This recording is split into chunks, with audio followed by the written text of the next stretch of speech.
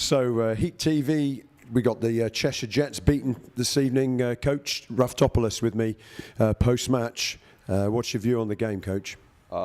Defense won us the game, and we keep on going on about how we feed off of the crowd's energy. I think our crowd really helps us a lot on the defensive end.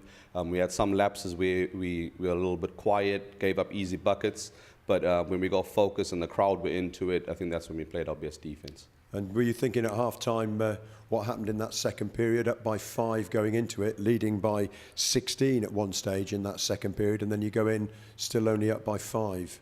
Yeah, definitely. I guess that's one of the things when my assistant coach isn't here, he's not well, so he wasn't with me, but I thought Mike Martin had 2 fouls. But he actually had 1 foul, so I got arrested for a huge period of their first half, which obviously we saw in the third quarter. He came out like really gunning, so I was really happy with that. And young Teo Ogodembe came up with some points in that final period, 9 points in the final period. He really started to shine coming down the stretch there. I think, as you just said, young, that's the thing about Teo. We always got to remind ourselves how young he is. He's only going to get better playing with good veterans like Mike Martin and Julius Joseph. And he shows in little instances, what he's made of. He uses his athletic ability to his advantage. And Julius Joseph, 17 points, top scorer for the Heat this evening, and made quite a few foul shots coming down the stretch, 4 out of 4 with the coach technical. Oh, yeah. We've improved our free throw shooting. As terrible as our free throw shooting is, I still would like you to get up to at least the 70, 75 point mark.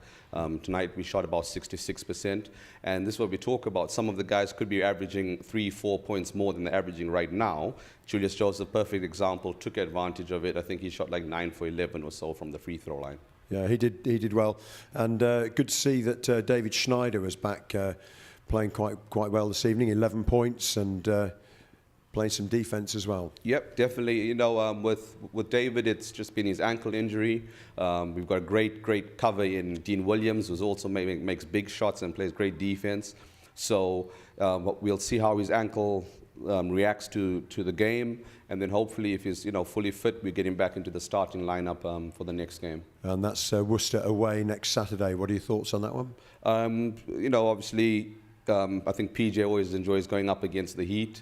And, we'll prepare for it like we do every other game to execute our game plan. It becomes a little funny because each time we go out on the court, they call out plays. If you notice, they'll watch a lot of film on us. I don't watch a lot of film on other teams. I prefer to concentrate on what my guys are doing. So if we can beat teams without trying to watch their film and stuff, it just shows how hard our guys are working.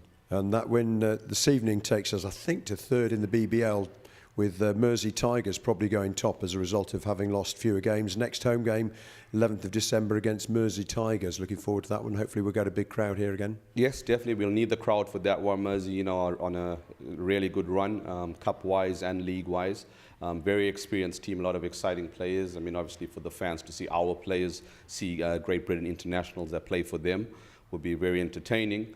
I think that we've got a really tough schedule coming up, so picking up wins like we did against Cheshire, I think is going to be very, very important, so that when we have a little bit of a break and come back on January the 3rd, at least we're still in a good position to compete for the league title. That schedule coming up, we've got Mersey Tigers, Sheffield Sharks, Newcastle Eagles, Glasgow Rocks, Newcastle Eagles.